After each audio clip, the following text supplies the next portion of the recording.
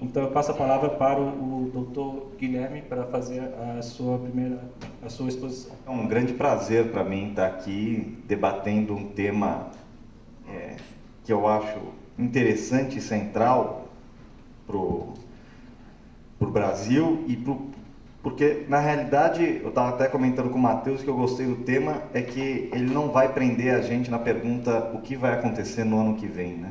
Que é a pergunta que eu mais recebo hoje: e o ano que vem? Vai ter tarifaço no ano que vem? O Brasil vai acabar no ano que vem? Não, ainda bem que a gente não vai precisar discutir o que vai... Porque o Brasil vai existir o ano que vem, as coisas vão acontecer, e aí, quando você pergunta uma questão como essa, que é o tema da mesa, como crescer acima de 5% ao ano sem perder o controle da inflação, certamente a gente não está falando do ano que vem. Então a gente está falando em um prazo um pouco maior, a gente está falando de um planejamento, um projeto. Qual é o projeto de construção de país, de desenvolvimento que nós queremos escolher para conseguir alcançar esse objetivo, certo? Essa é a discussão.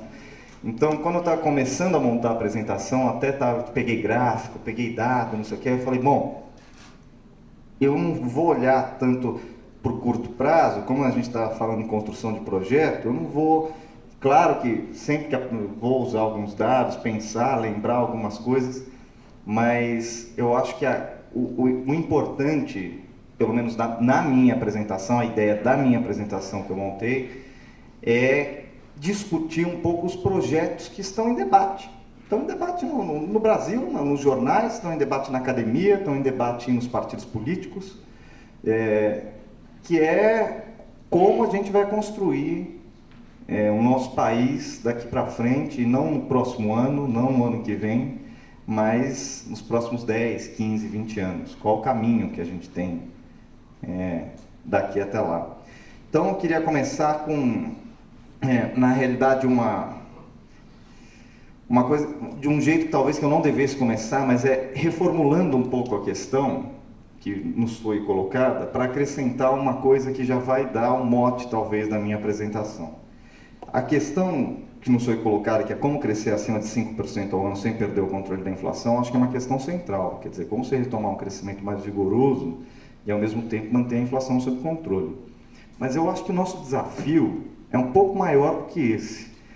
Eu acho que o nosso desafio inclui na pergunta, a gente deveria incluir, como crescer mais, aí eu não sei se 5%, se 4%, mas mais, de maneira mais vigorosa, mais consistente, distribuindo renda, reduzindo as desigualdades, ampliando e qualificando os serviços públicos, gerando mais e melhores empregos, recuperando nosso poder industrial, e tudo isso sem perder o controle da inflação. Quer dizer, se a primeira questão que nos foi colocada é uma questão complexa, agora parece que a questão ficou muito mais difícil de se responder. Mas eu acho que se a gente não responder essa questão, a gente não vai conseguir construir o nosso projeto. Então, eu acho que não basta apenas trazer uma fórmula, porque economista gosta de fórmulas, de projetos, de ideias, mas trazer uma fórmula de crescimento que não traga em si, embutida dentro dessa fórmula, essas questões. Particularmente a questão da redução da desigualdade, né, e da distribuição de renda. E acho que, portanto, discutir um planejamento, um projeto futuro do Brasil, necessita passar por essa discussão. E, obviamente, esse debate, como eu já disse, não faz tanto sentido no curto prazo. Porque, no curto prazo, os nossos instrumentos, seja de política macroeconômica, seja de gestão institucional, ou nossos projetos de mudança estrutural, de reformas estruturais, estão limitados pelo cenário internacional, pelas dificuldades que nós enfrentamos hoje em algumas áreas da nossa macroeconomia, pelas nossas instituições políticas, pelo nosso Estado, que ainda tem uma atuação claudicante em diversos setores. Então, a discussão não é para o ano que vem, a discussão é como construir esse projeto, né?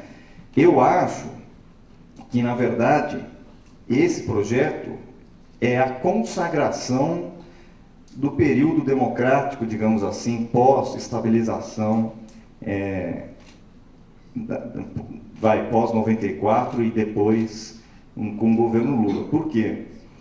Porque a sociedade brasileira, ela compreendeu essa questão.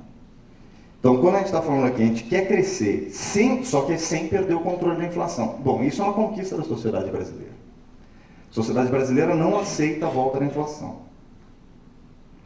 E aí, a gente não está falando, obviamente, se vai ser 6,5, 6,3, 6,7, 5,8. Não é essa a questão que a sociedade brasileira está realmente... Nós, economistas, nos preocupamos muito com isso, com razão. Mas a sociedade brasileira, o que ela fala, eu não quero perder o controle da inflação. Essa é uma conquista. Mas tem outra conquista também. Eu também não quero perder o emprego. Tem outra conquista também. Eu também não quero perder renda. Eu não quero voltar para a minha situação anterior. E junho, eu vou citar aqui logo no começo da minha fala, o mês de junho de 2013, porque eu me lembro que no mês de julho de 2013, eu fui num debate na Fiesp, onde dezenas de economistas falaram, alguns mais famosos, a maioria deles muito famosos e tudo mais, e não citaram o que tinha acontecido um mês atrás. O país estava em efervescência social, um mês antes, e os economistas estavam discutindo, sabe, a gestão macroeconômica, e tinha uma coisa acontecendo muito importante no país, que muda completamente qualquer planejamento que você pudesse ter dali para frente, porque é a sociedade saindo à rua, e essa é a minha interpretação. Obviamente eu entendo que haja interpretações diversas, mas falando assim, tudo bem, eu já conquistei o controle da inflação, eu já conquistei a questão do emprego e da renda, agora eu quero mais. Eu quero o serviço público, eu quero a educação de qualidade, eu quero saúde de qualidade, eu quero uma reforma urbana, eu quero mobilidade urbana, eu quero... Bom, olha o desafio que isso impõe para nós que estamos pensando um planejamento para o Brasil daqui para frente. Alguns vão dizer, não, essa questão, a conquista da estabilidade inflacionária está ameaçada. Eu não concordo, não está ameaçada. Você pode ter uma discussão de um patamar um pouco maior, um patamar um pouco menor, mas não está em jogo aqui a volta da hiperinflação. A volta de uma inflação descontrolada. Acho que nenhum governo, na minha opinião, de quem quer que seja daqui para frente, vai abrir mão dessa questão. A inflação no Brasil vem dentro mas dentro do limite da banda superior da meta. É verdade, mas vem dentro da meta nos últimos vários e vários anos. Certo? Então, isso é uma conquista. E a não ser que um maluco apareça ou uma crise muito grave aconteça para que essa conquista seja perdida. E eu não vejo isso no nosso radar daqui para frente. Vou falar mais disso daqui a pouco. Então, eu queria falar o que eu acho que são os projetos que estão em debate na sociedade brasileira para conquistar essas questões, para fazer frente a essas questões. Manter o controle da inflação, voltar a crescer, distribuir renda e melhorar serviço público. Acho que tem... Obviamente, quando você faz essa divisão, você sempre incorre no risco de desconsiderar particularidades, não é? Mas eu acho que tem 3 grandes projetos em debate e em disputa na sociedade brasileira hoje. Primeiro projeto, eu chamaria de um projeto reformista liberal, um projeto liberal, alguns chamam de um projeto conservador. O nome para mim não interessa. O que interessa é o conteúdo dele, o que ele representa. Na verdade, a prioridade desse projeto é a questão do controle dos preços, né, através de ajustes na política macroeconômica.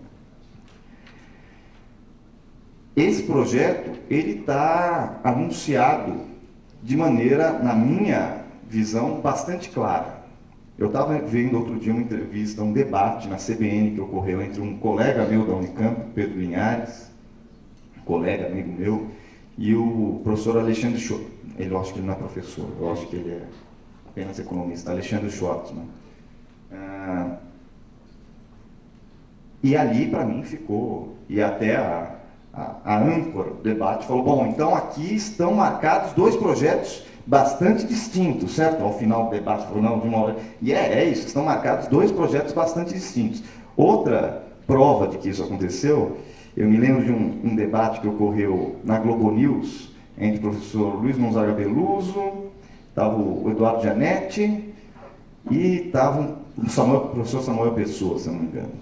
E o Eduardo Gianetti disse, de maneira aberta, clara, olha, aqui nós temos o seguinte, do ponto de vista econômico, a minha posição e a do Samuel Pessoa é uma, o Beluso é que está com outro projeto. Tem 2 projetos aqui. O meu e o do Samuel Pessoa são muito parecidos, do Beluso é que é diferente. Ele marcou 2 projetos completamente diferentes, assim como nessa entrevista da CBN se marcaram. Então, esse projeto que eu estou falando, esse primeiro projeto, eu acho que é o projeto que eu aqui chamo de liberal, só que eu acho que ele tem problemas, na minha opinião, problemas evidentes, que eu imaginei de início que não apareceriam no debate, que não seriam revelados no debate, mas que hoje eu não tenho mais essa... Eu acho que foram revelados e que os próprios, digamos assim, proponentes desse projeto admitem abertamente.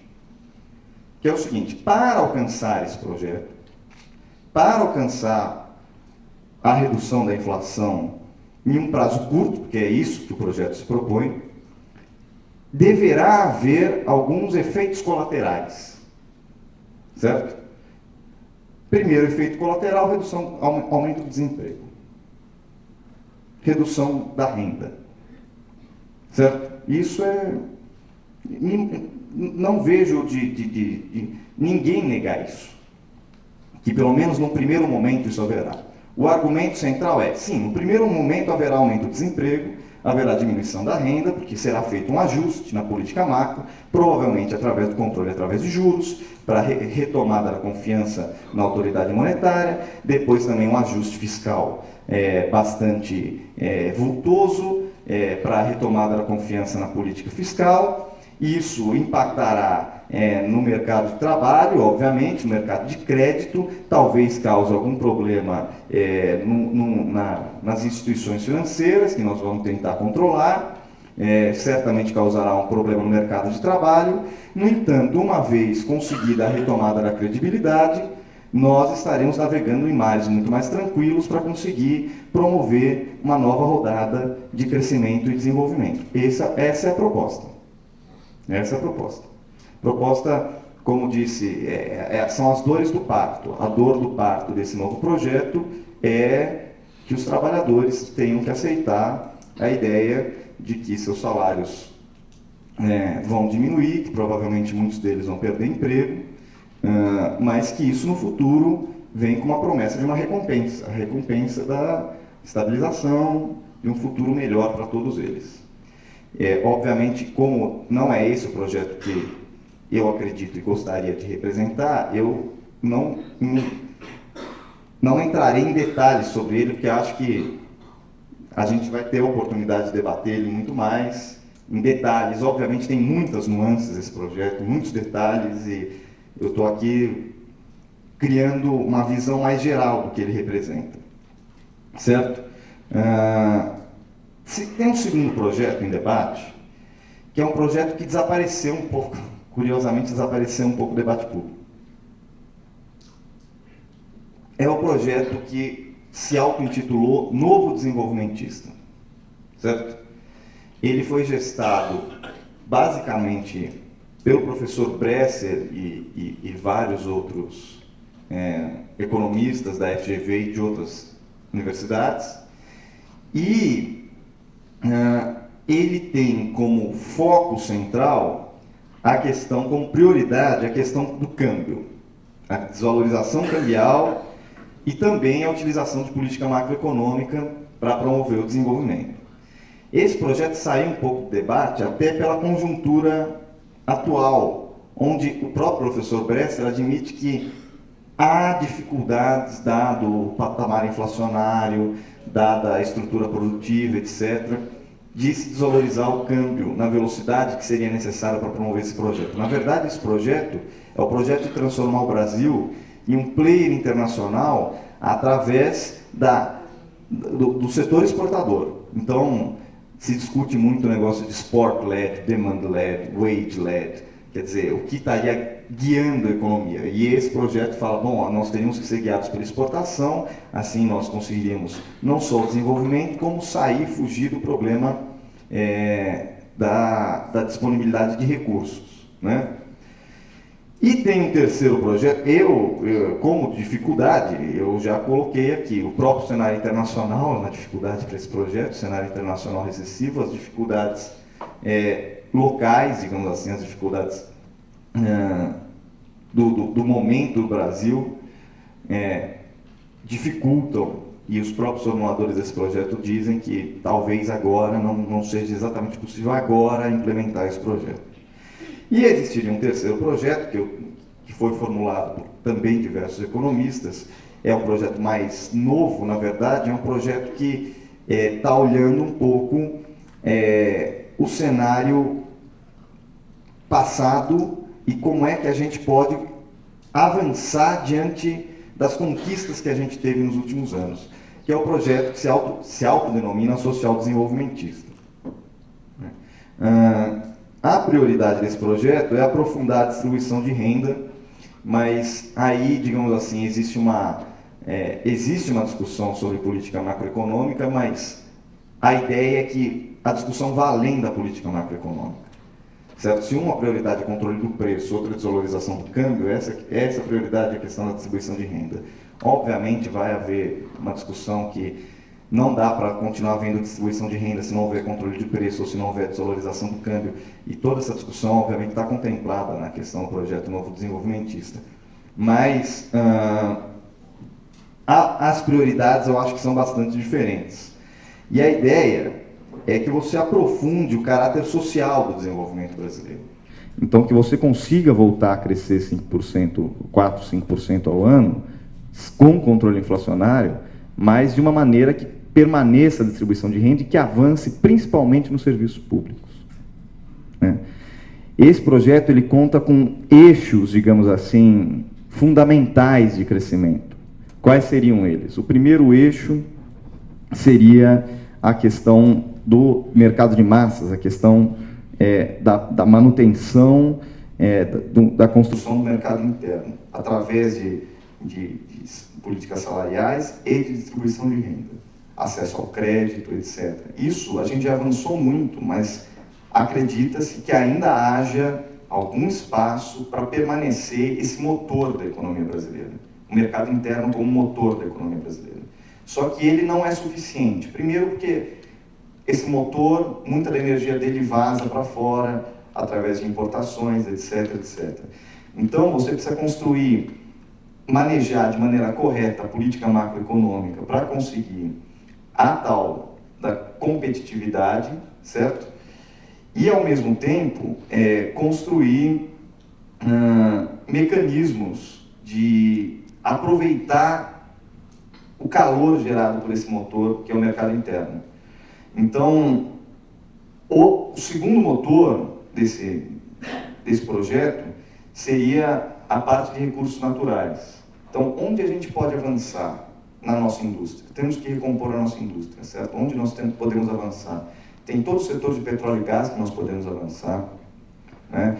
Tem o setor do agronegócio que nós podemos avançar, e tem o setor de infraestrutura, que seria o terceiro eixo fundamental que nós podemos avançar, seja a infraestrutura logística via concessão, seja infraestrutura social.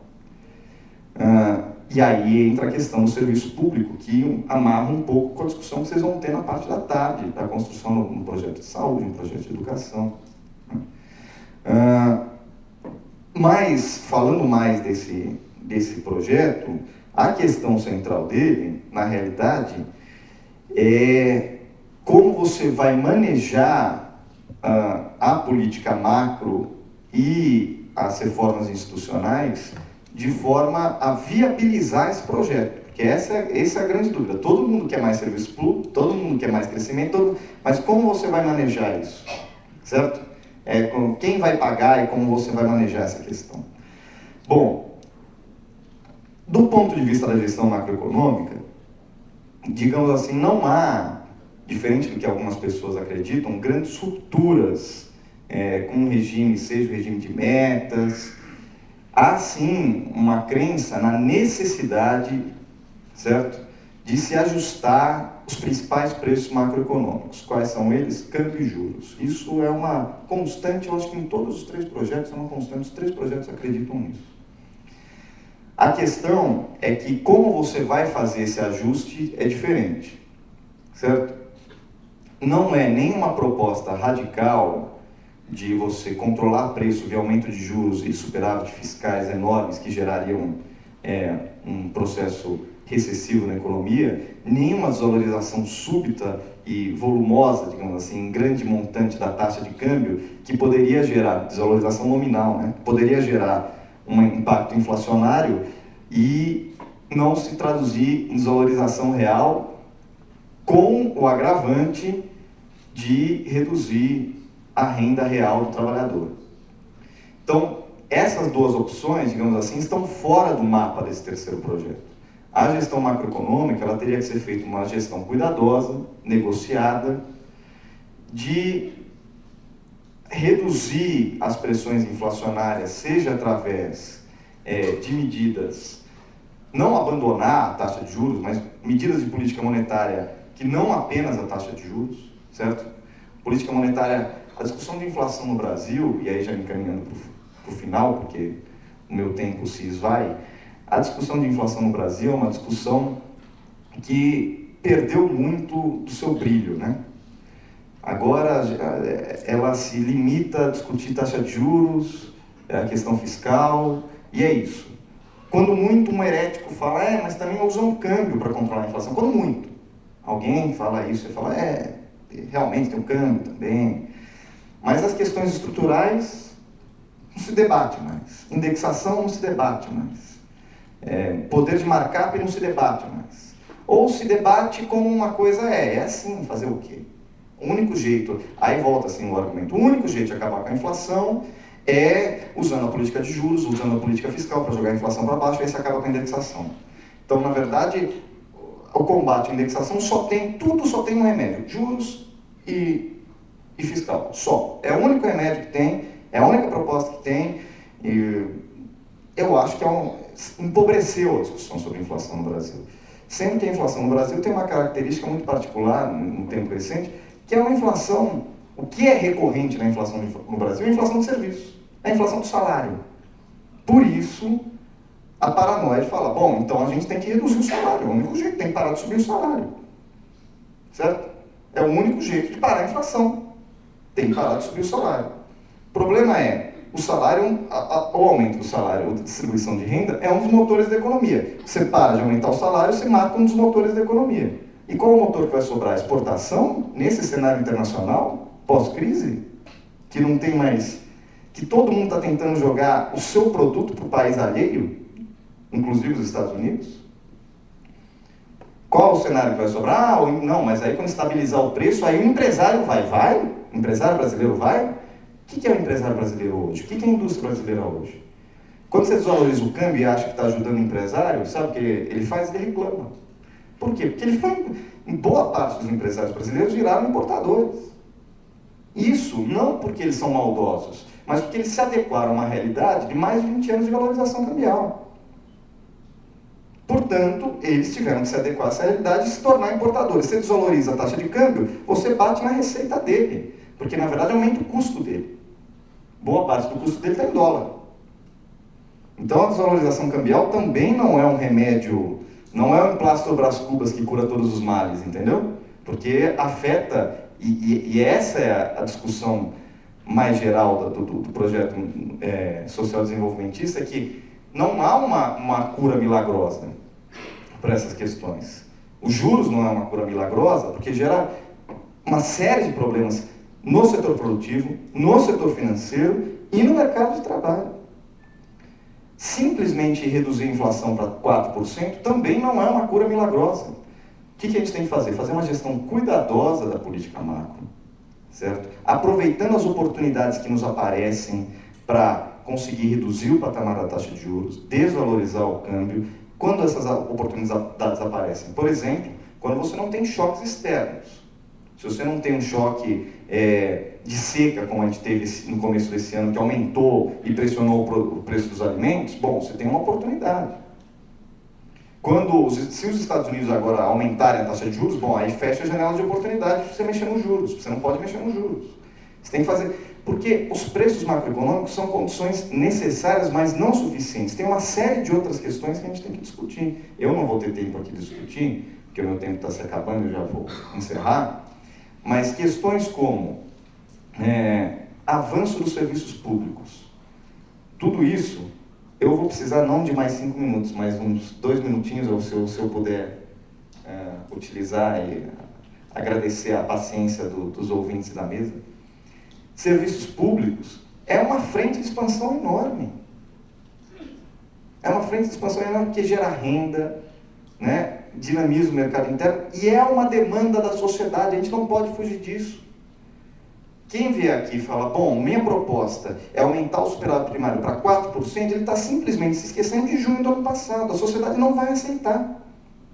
Não aceita. Ela não quer menos médicos, ela quer mais médicos. Ela não quer menos professores, ela quer mais professores. E dizer que vai se resolver esse problema fechando o ministério, vocês que são da carreira de planejamento, vocês sabem que não é assim. Ah, não, fecha o ministério, a gente economiza, aí que faz... Não é assim. Certo? Essa é uma resposta fácil, uma resposta que eu entendo que apareça no momento eleitoral, mas não é uma resposta plausível para essa discussão. A discussão, então, é como voltar a crescer, para conseguir, ao voltar a crescer, aumentar a receita, e aumentando a receita, financiar esses serviços públicos. Esses serviços públicos são tão essenciais, tão demandados, né? Eu acho que a gestão macro tem que ser uma gestão cuidadosa para isso, aproveitando-se das oportunidades, mas acho que tem muito mais o que fazer além da gestão macro. Você tem, por exemplo, reformas, que são reformas estruturais. A gente não vai conseguir retomar o crescimento mais rigoroso com esse sistema tributário, que é um sistema regressivo, é um sistema que tira totalmente a competitividade, certo? E aí que eu não estou falando de carga, não. Carga eu não acho que é o problema, acho que o problema é a composição. Uma família que ganha até 2 salários mínimos paga 52% de tributos sobre sua renda. 52% que ela paga em tributo. Uma família que ganha mais de 10 salários mínimos paga 32, 33. Então é um sistema absolutamente regressivo. E se a gente quer avançar na distribuição de renda, a gente tem que discutir a reforma tributária. Essas reformas estruturais é o que a gente pode fazer para além da gestão de política macro. Agora, tem uma mãe, que é a mãe de todas as reformas, porque nenhuma reforma estrutural vai sair se não sair, que é a reforma política. Com essa estrutura política, não sai reforma. Então, quando a gente for discutir reforma tributária e reforma política, a gente vai poder discutir federação, que é fundamental, redistribuição de obrigações, deveres, redistribuição de recursos. Isso é fundamental, mas nada disso sai sem a reforma política. Então, eu acho que esses são os 3 projetos, é isso que eu queria dizer. Eu lamento se não conseguir detalhar o suficientemente bem, espero que no debate isso apareça, mas esses são, a meu ver, os 3 grandes projetos que existem no debate, que os 3 se propõem a responder à questão que nos foi colocada. Como voltar a crescer 5% com o controle da inflação? Não se engane, nenhum deles promete assim, não, a gente vai voltar a crescer 5%, mas dane-se a inflação. E nenhum deles diz, não, a gente só vai olhar a inflação, mas dane-se o crescimento. Não, isso aí seria desvirtuar os projetos. Todos eles querem voltar a retomar o crescimento com o controle da inflação. A questão é, quais são as prioridades? Quais são os caminhos? Certo? E quais são os obstáculos que os 3 projetos vão enfrentar. Aí, quem vai escolher qual é o projeto que deve seguir em frente, somos nós como sociedade. A minha compreensão é que a sociedade brasileira não aceita menos, não aceita recuo. Ela não aceita um projeto que vai falar, se desemprega agora, passa 5 anos de perrengue, mas daqui 5 anos eu te dar, vai ser uma maravilha. A sociedade brasileira não vai aceitar isso. Vamos ver, isso não sou eu que vou definir, mas essa é a visão que eu tenho sobre o cenário que está colocado aqui, dos projetos de desenvolvimento daqui para frente. Muito obrigado. Obrigado.